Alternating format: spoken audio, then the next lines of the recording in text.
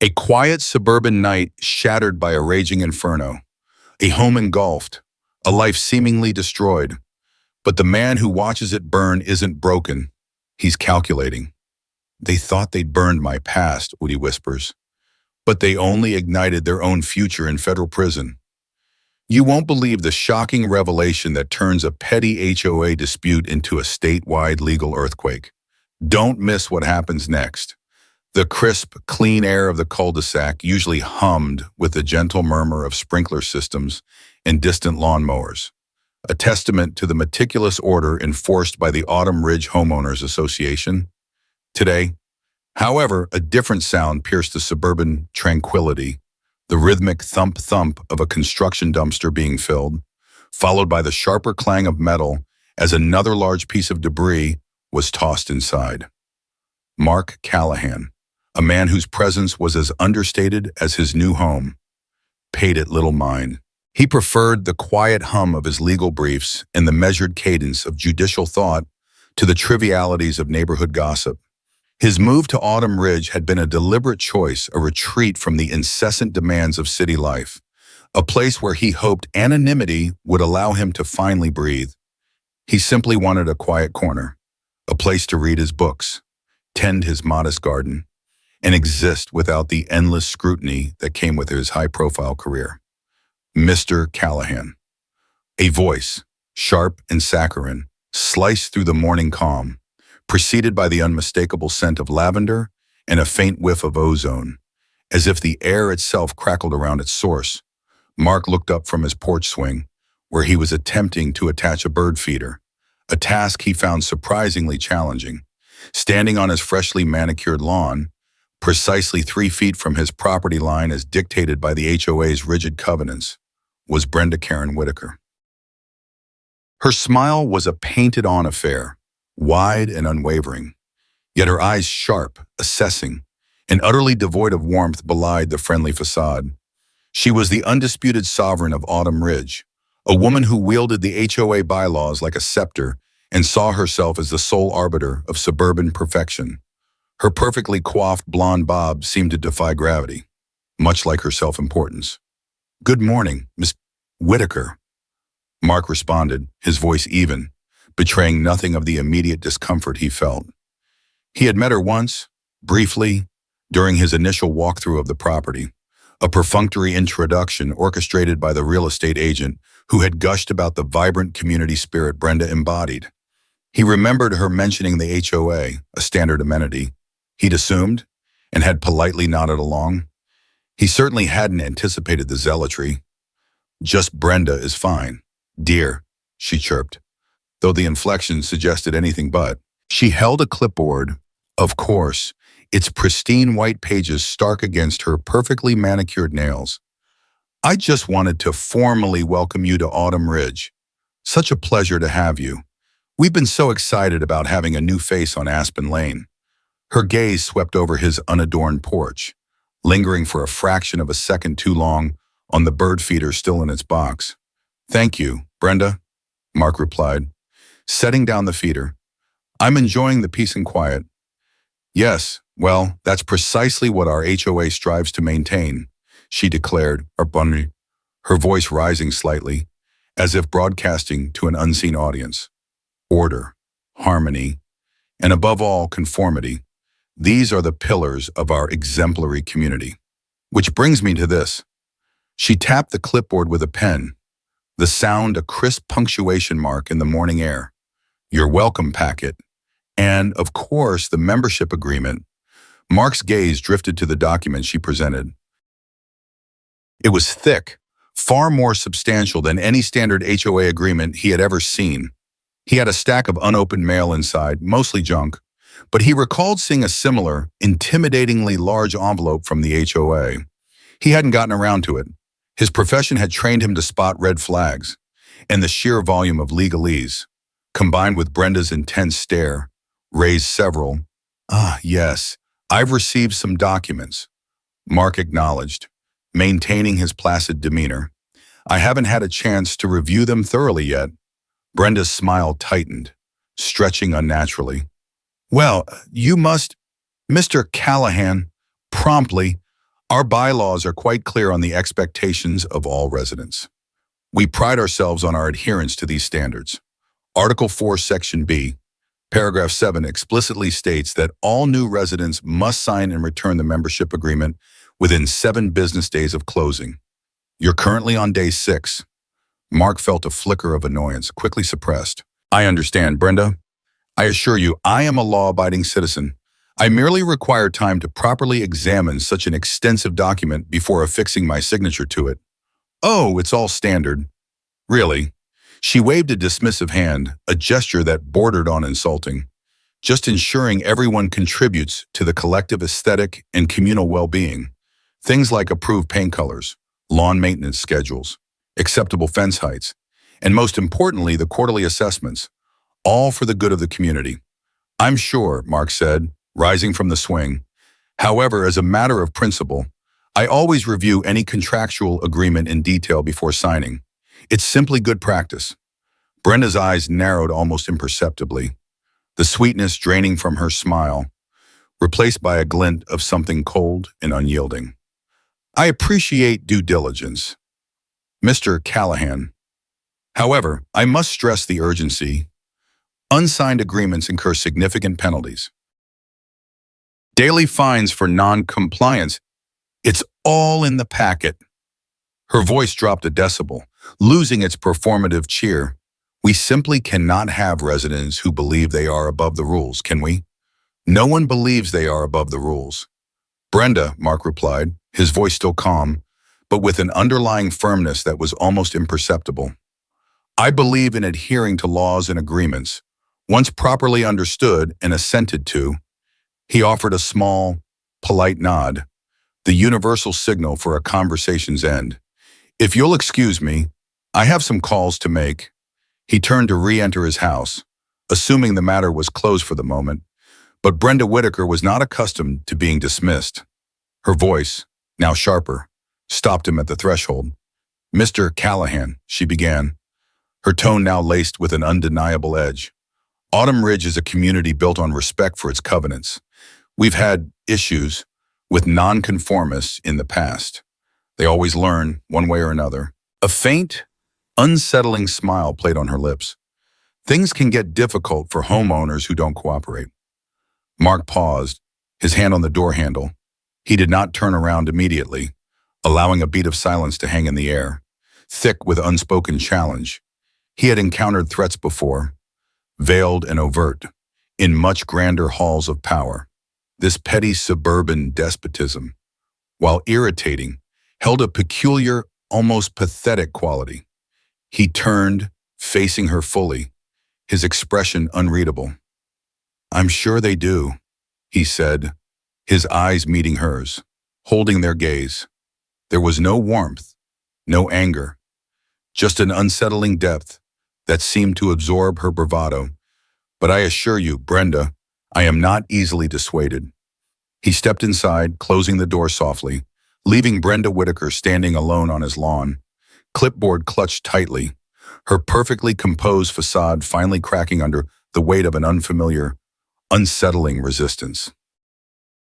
She had encountered stubbornness before, even defiance, but Mark Callahan's quiet, almost dismissive composure was something altogether new. It wasn't anger, it was an impenetrable calm that hinted at something far more formidable than a mere refusal to sign papers. It was the quiet beginning of a conflict. Over the next few days, Mark's initial assessment of Brenda's character proved accurate. The fines began almost immediately. A notice for unapproved exterior decoration, the unopened bird feeder still on the porch. A citation for non-compliant lawn height, his grass, intentionally left a quarter-inch longer than stipulated, purely as a test. Then came the increasingly absurd excessive mail accumulation for a stack of unopened envelopes, improper placement of waste receptacles because his trash cans were visible from the street on non-collection days, and even a cryptic warning about disrupting communal harmony after his gentle classical music was heard faintly from his open windows. Each notice arrived with a corresponding, escalating harm. He ignored them all, systematically placing them in a designated drawer, a quiet testament to his burgeoning dossier. He understood the game. This wasn't about rules, it was about power, about Brenda's need for absolute control. He observed his neighbors. Tom, a retired Army veteran who lived next door, brought him coffee one morning and, leaning in conspiratorially, whispered, "Watch out for Brenda. She'll fine your dog for barking out of rhythm." Jessica, from down the street, shared over iced tea that her garbage hadn't been picked up for weeks after she refused to pay a questionable amenity fee. Her mailbox, she recounted, had been accidentally smashed in with a bat. Twice. The quiet fear was palpable, a pervasive undercurrent beneath the pristine veneer of Autumn Ridge. Most residents simply capitulated, their silence a testament to Brenda's iron grip. Mark, however, was not most residents. His life had been spent navigating labyrinthine legal battles, where the stakes were infinitely higher than lawn height or mailboxes. He was a man of meticulous detail, a quiet observer whose calm exterior belied a mind that cataloged, analyzed, and prepared. He had already begun his own investigation, not into the HOA bylaws, but into the shadowy underbelly of Brenda Whitaker's domain. He began collecting every single piece of correspondence, every fine, every threat. He kept a log of dates, times, and specific violations, cross-referencing them with the bewilderingly extensive HOA rulebook. This wasn't merely about defending his home, it was about understanding the architecture of a petty tyranny. He found discrepancies, inconsistencies, and rules applied with selective impunity. The board, he learned, largely deferred to Brenda, fearing her wrath or perhaps complicit in her schemes. An HOA president, by law, generally cannot make significant decisions without board approval, except in emergencies, and typically only has one vote. However, Brenda had clearly centralized authority, effectively bypassing the board through intimidation or sheer force of will. The financial irregularities were the most glaring. He began with publicly available HOA financial statements, then cross-referenced them with local vendor registrations and tax filings.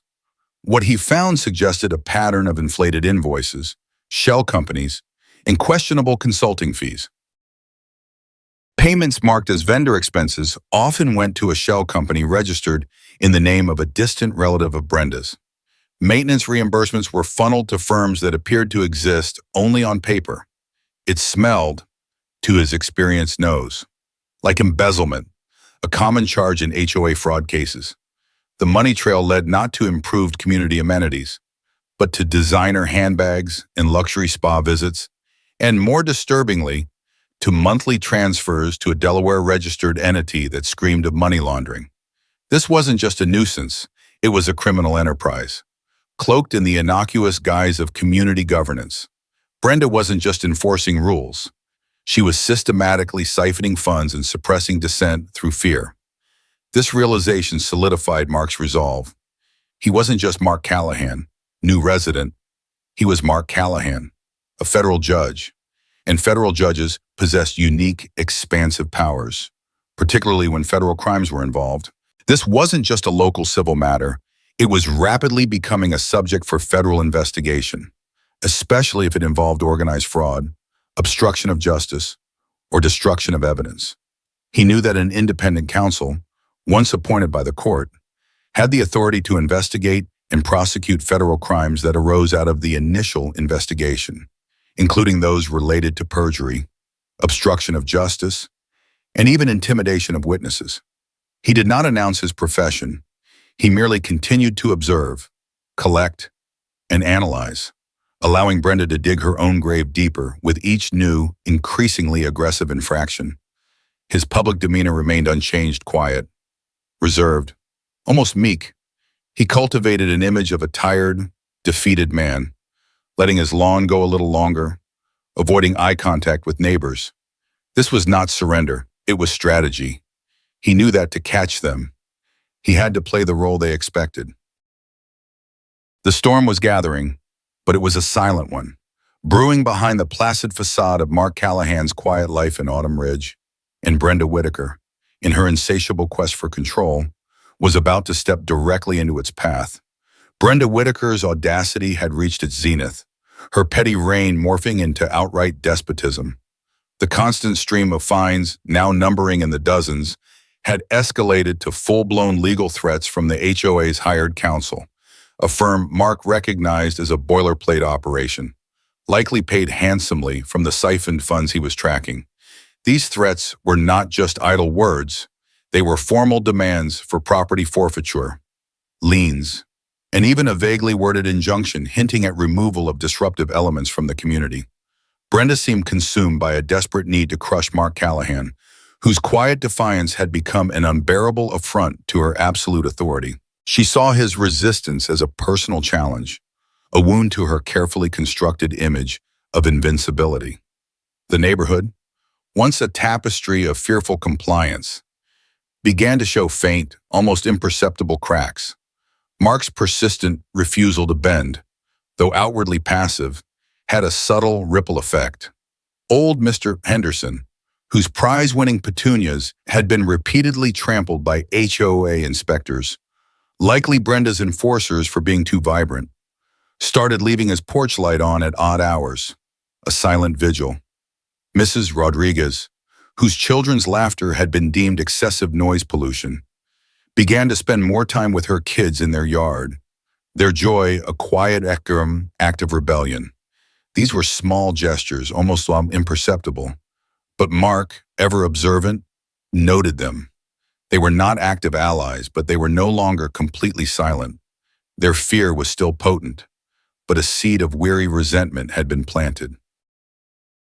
Eleanor Vance, Mark's assistant, had become an indispensable part of his quiet campaign. The secure folder on his computer, cryptically labeled Autumn Leaves, now contained an impressive trove of evidence photos of vandalized property, scanned copies of every absurd fine, detailed financial spreadsheets outlining Brenda's embezzlement, and a carefully compiled timeline of harassment.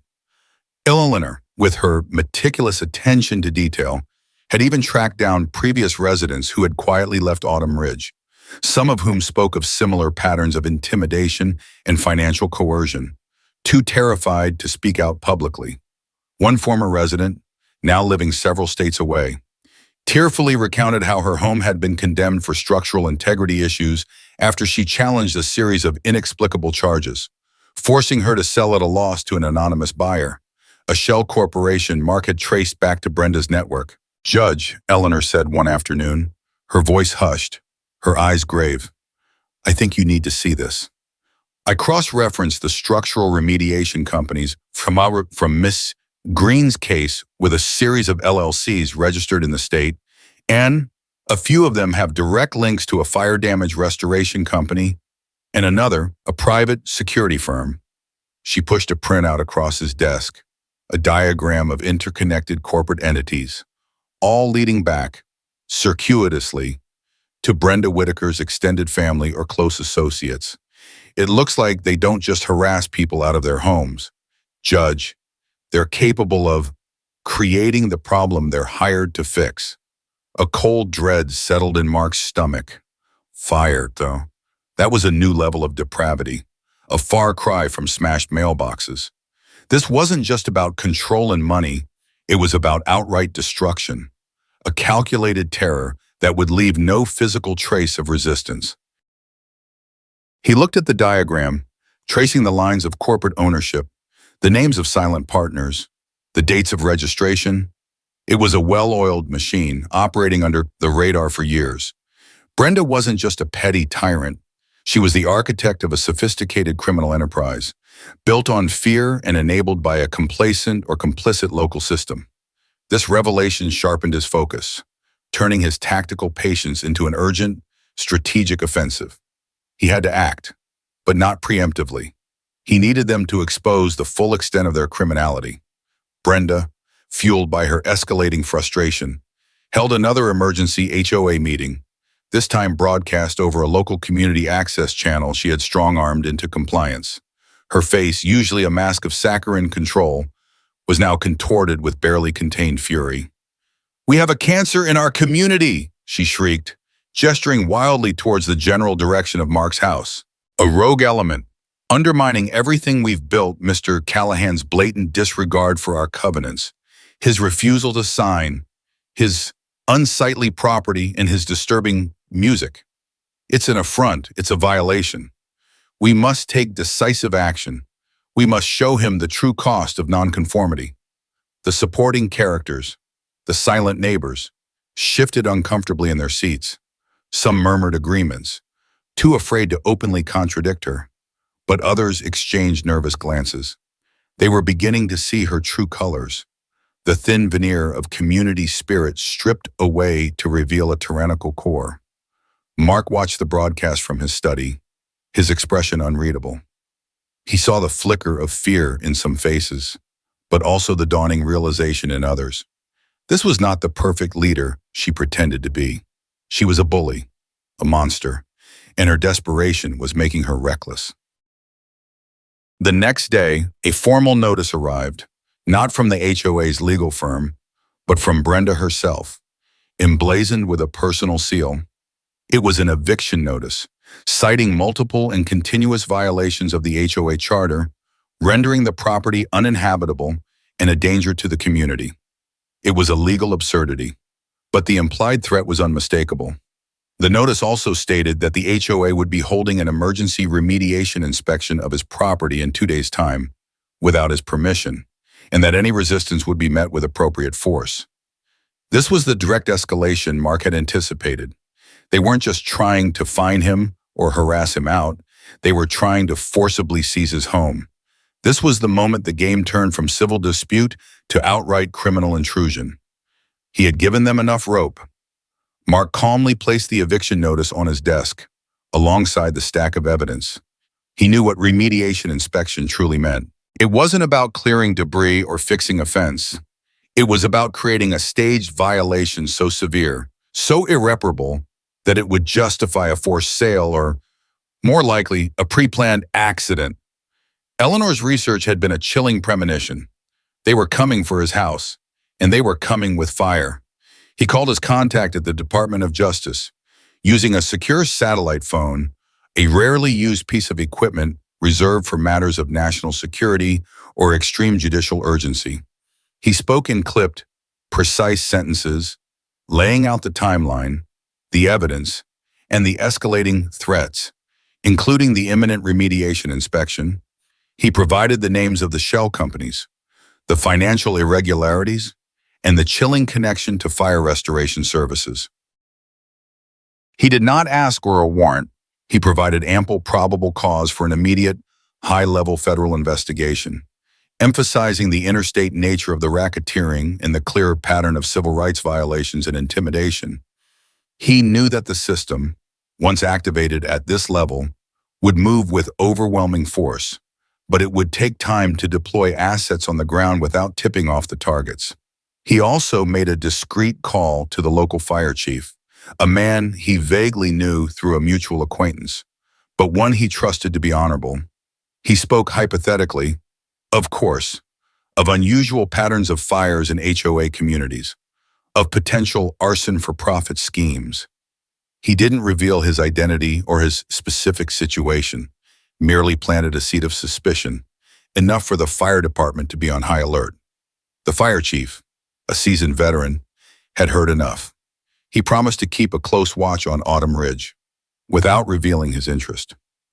Mark then packed a small bag. He arranged for a discreet, temporary stay at a secure, undisclosed location, something he had access to through his federal position for security reasons. He made sure his most vital documents, personal and professional, were safely stored. He left behind his personal vehicle, ensuring it would be there when they came. He ensured his security cameras were fully charged, recording every angle. He didn't clear out his house. He deliberately left it looking lived in, a tempting target. He even left a few non-essential personal items visible, a subtle lure. He wanted them to feel confident, to believe they had finally broken him. He wanted them to commit the final, most damning act. On the appointed day of the inspection, Mark Callahan was conspicuously absent. His car was in the driveway, lights off, blinds drawn. The house stood silent, an inviting target. He knew the HOA's enforcers, likely hired thugs under Brenda's payroll, would interpret his absence as a sign of defeat, of flight. They would believe they had won. From his remote, secure location, he watched the live feed from his hidden cameras. As dusk settled, a nondescript van, different from Brenda's SUV, but undoubtedly linked, pulled up to his property. Two figures emerged, clad in dark clothing, their faces obscured by baseball caps. They moved with practiced efficiency, bypassing his simple door lock with ease. They were inside. Moments later, a faint flicker, then a growing orange glow, began to emanate from the windows. The cameras captured the figures scurrying out, quickly re-entering the van and speeding away into the night. The flames, initially small and insidious, began to dance and writhe, consuming the dry wood and synthetic materials with hungry ferocity. The smoke billowed, thick and black, obscuring the view as the inferno took hold. The quiet suburban street was soon illuminated by an unholy glow, the peaceful silence shattered by the crackle and roar of the blaze. Sirens, distant at first, grew louder, wailing their desperate approach. Mark watched the destruction of his home, his sanctuary, with a chilling calmness. There was no visible emotion on his face, no shock, no despair, only a deep, abiding resolve. The fire was not an end, it was the beginning. It was the catalyst. It was the final, irreversible piece of evidence. He had given them the opportunity to seal their own fate, and they had taken it. The night air, once thick with the scent of freshly cut grass and blooming hydrangeas, was now acrid with the stench of scorched timber and smoldering plastics. The roaring inferno, which had consumed Mark Callahan's home with voracious appetite, had finally begun to recede, beaten back by the relentless assault of water from powerful hoses. Steam billowed into the pre-dawn sky, mingling with the thick, black smoke, creating an apocalyptic tableau against the emerging sliver of dawn. Firefighters, their faces streaked with soot and exhaustion, moved like phantoms through the wreckage, dousing lingering embers, their efforts underscored by the persistent hiss and drip of water. The rhythmic throb of the fire truck pumps provided a grim soundtrack to the devastation. Police cruisers, their emergency lights painting the debris-strewn street in a macabre dance of red and blue, formed a cordon around the perimeter. Officers, their expressions grim, began the meticulous, somber process of securing the scene. Neighbors, roused from their sleep by the sirens and the lurid glow, huddled together on their meticulously manicured lawns, their faces illuminated by the flickering lights, a mixture of shock, fear, and a strange, almost voyeuristic fascination. For many, it was the culmination of weeks of unspoken dread, a terrifying crescendo in the unspoken war between Brenda Whitaker and the quiet man on Aspen Lane. Brenda herself stood a mere 15 feet from the police tape, her blonde bob slightly askew, a faint sheen of perspiration on her upper lip despite the cool morning air. She clutched a perfectly pressed cardigan tightly around her, her eyes fixed on the smoldering ruins. A strange, almost imperceptible tremor ran through her, a private shiver of perverse satisfaction that she fought desperately to mask behind a facade of concerned neighborliness. She managed to conjure a mournful sigh, a theatric tilt of her head, as if lamenting the tragedy. But beneath the performance, a chilling sense of triumph buzzed through her veins. He was gone. His defiance had been extinguished in flames, a stark warning to any who dared to question her dominion. The house, her ultimate affront, was now nothing but a monument to her unassailable power. As the first tendrils of golden light began to spread across the eastern sky, painting the smoke plumes in hues of orange and purple, a solitary car pulled up to the edge of the police tape, a dark sedan, unremarkable in its quiet efficiency. It parked discreetly, almost anonymously, among the collection of official vehicles. From it emerged a figure who, at first glance, seemed incongruous with the chaos of the scene. Mark Callahan. He was dressed impeccably, as if for an important court appearance rather than surveying the ashes of his life. A dark, perfectly tailored suit, a pristine white shirt, a conservative tie. His steps were measured, his posture ramrod straight. There was no haste, no frantic desperation in his stride. He moved through the periphery of the scene with a quiet purpose, his eyes sweeping over the devastation, taking in every detail of the destruction, every flicker of lingering flame. His face, usually placid, was now a study in profound, unreadable calm. No tears, no visible shock, no outward sign of emotion. It was this unnerving composure, this almost chilling tranquility amidst the chaos, that drew eyes to him. Detective Miller, a seasoned investigator with 20 years on the force, approached Mark, his brow furrowed with professional concern. He recognized the man from the initial reports, the enigmatic new resident. "Mr. Callahan, I'm Detective Miller, lead investigator for the county. We're truly sorry for your loss. It's a devastating sight. We're still assessing the situation. But do you have any idea what might have caused this? Any disputes? Anyone who might harbor ill will?" The detective's voice was low, respectful, tinged with genuine sympathy. Mark turned, his gaze meeting Miller's. His eyes, usually deep and thoughtful, held an almost unsettling intensity now, a cold, focused fire. "Detective," Mark said, his voice even, devoid of tremor, a quiet resonance that commanded attention even amidst the lingering crackle of the fire.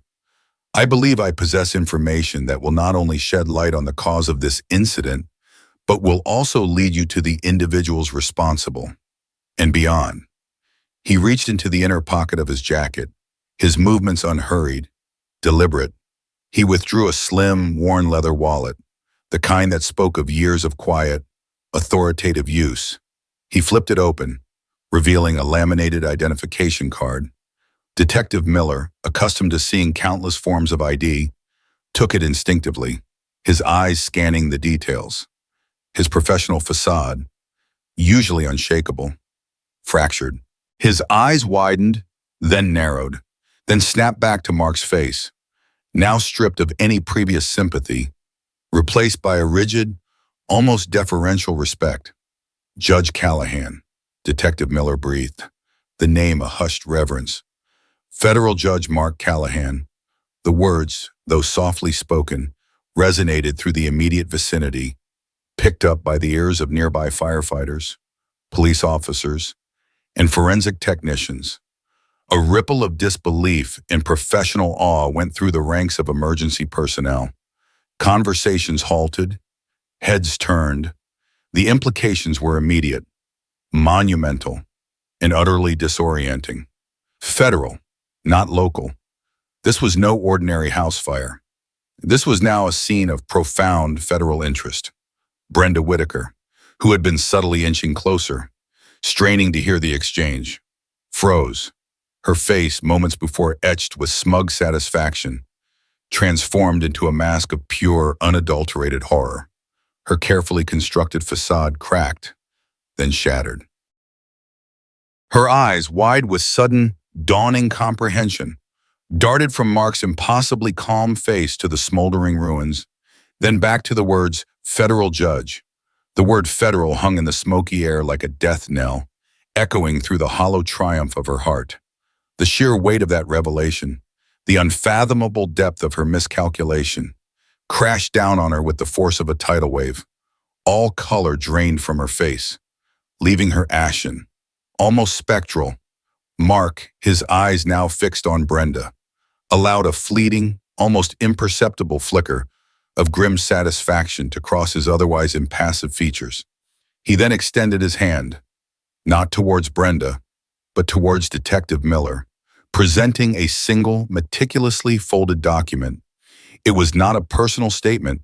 It was a formal, sealed order from the United States Department of Justice, a directive from the U.S. Attorney General's office itself, authorizing a full, comprehensive federal investigation into organized racketeering, financial fraud, and systematic civil rights violations within the Autumn Ridge Homeowners Association. It cited specific federal statutes RICO, arson for profit, obstruction of justice, and witness intimidation. It was signed by a name that carried immense, undeniable weight in federal legal circles. This, Mark said, his voice still quiet, but now imbued with the unmistakable, steel-cold authority of his office, is the initiation of a comprehensive, statewide investigation. Detective, it includes, but is not limited to, this act of arson, which we consider a clear act of criminal intimidation and a deliberate attempt to destroy evidence. The suspects, his eyes briefly, chillingly, locked onto Brenda, who stood frozen, trembling visibly, have been under federal observation for some time.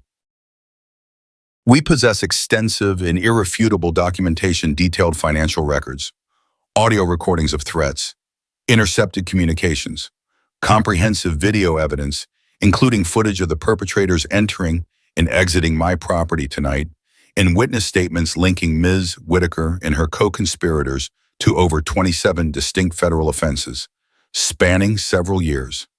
Detective Miller, a veteran who had seen his share of corruption and crime, could only nod, his face now grim, his expression hardening with professional resolve.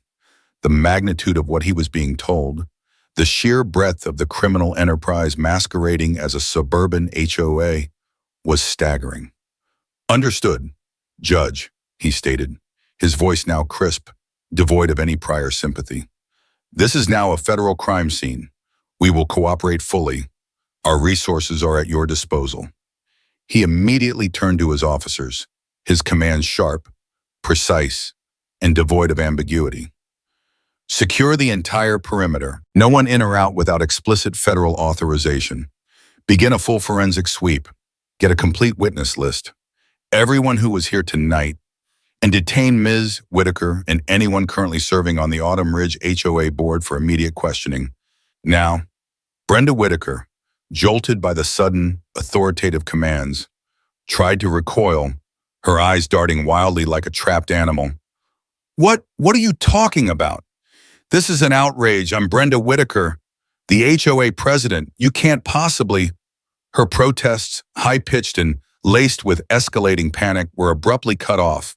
Two uniformed officers, moving with professional speed and a quiet dignity that belied their strength, gently but firmly took her arms.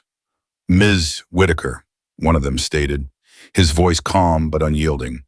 You are being detained for questioning regarding the fire and numerous potential federal charges. You have the right to remain silent. Anything you say can and will be used against you in a court of law. You have the right to an attorney. If you cannot afford one, one will be appointed for you. As Brenda was led away, her perfectly composed world crumbling around her, her protests growing fainter, swallowed by the rising sounds of official activity, Mark watched dispassionately. Her carefully coiffed hair was now truly disheveled, a chaotic mess, her expensive clothes stained with ash and clinging soot. Her once unassailable aura of control had evaporated, replaced by the stark, terrified face of a woman who had finally, irrevocably met her match.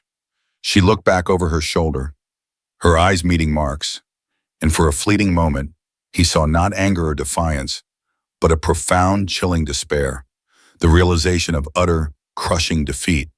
The federal machine, once activated, moved with overwhelming, inexorable force. Within hours, a phalanx of federal agents from the FBI, the IRS Criminal Investigation Division, and the U.S. Attorney's Office descended upon Autumn Ridge. They executed search warrants at Brenda's mansion, at the HOA's administrative offices, and at the homes of key board members. Every financial record was seized, every computer forensically examined, every phone analyzed. The trail of elaborate fraud and embezzlement, meticulously documented by Mark, was confirmed and expanded upon. Shell corporations were exposed, hidden bank accounts frozen, and illicitly acquired assets, luxury cars, designer handbags, even a yacht were seized. Brenda's network, built on fear and illicit gains, collapsed with dizzying speed. The other residents of Autumn Ridge, witnessing the dramatic, sweeping intervention, slowly began to emerge from the long shadow of fear that had plagued their community. Their initial shock gave way to a fragile, then growing, sense of relief. Whispers turned into open conversations, shared stories of intimidation and financial hardship. The silence, once a testament to Brenda's iron grip, now became a communal sigh of liberation. Many came forward, offering their own accounts, their testimony adding further layers to the already overwhelming case against Brenda and her co-conspirators. The HOA board members, facing their own dire legal consequences, quickly turned on each other and on Brenda, providing damning evidence in exchange for leniency. Brenda Whitaker was not just stripped of her power, she was stripped of every vestige of her former life. Her carefully cultivated image, her social standing, her vast, ill-gotten wealth all vanished, victims of her own unchecked ambition and malice. The charges against her and her network were staggering: racketeering under the RICO Act, aggravated arson, multiple counts of mail fraud, wire fraud, obstruction of justice, witness intimidation, civil rights violations, and countless counts of grand larceny and embezzlement. The initial 27 federal charges were merely the tip of the iceberg, as the ongoing investigation uncovered decades of systemic deceit, abuse, and coercion. Mark Callahan, the quiet federal judge, did not linger in Autumn Ridge. His home was a total loss, reduced to ash and memories, but its destruction had served its ultimate purpose. He oversaw the initial phases of the federal takeover, ensuring that justice was not only served, but seen to be served, a meticulous dismantling of a criminal enterprise. He then quietly moved on, back to the anonymity he had initially sought, leaving behind a neighborhood forever changed. Autumn Ridge, once a picturesque prison of conformity and fear, was finally truly free. The embers of his burned home had indeed ignited a statewide reckoning, a powerful, undeniable testament to the fact that even the quietest man, when provoked sufficiently, can unleash a force of justice so overwhelming, so inexorable, that no amount of petty tyranny can possibly withstand it. The ashes have settled, but the embers of justice burn brighter than ever. Mark Callahan's quiet stand against tyranny proved that even in the face of absolute destruction, the law, wielded by the right hand, can dismantle empires built on fear. We hope this story of retribution and unexpected power has resonated with you. Thank you for watching. If you were captivated by this tale of justice, remember to subscribe, like, and leave a comment sharing your thoughts below.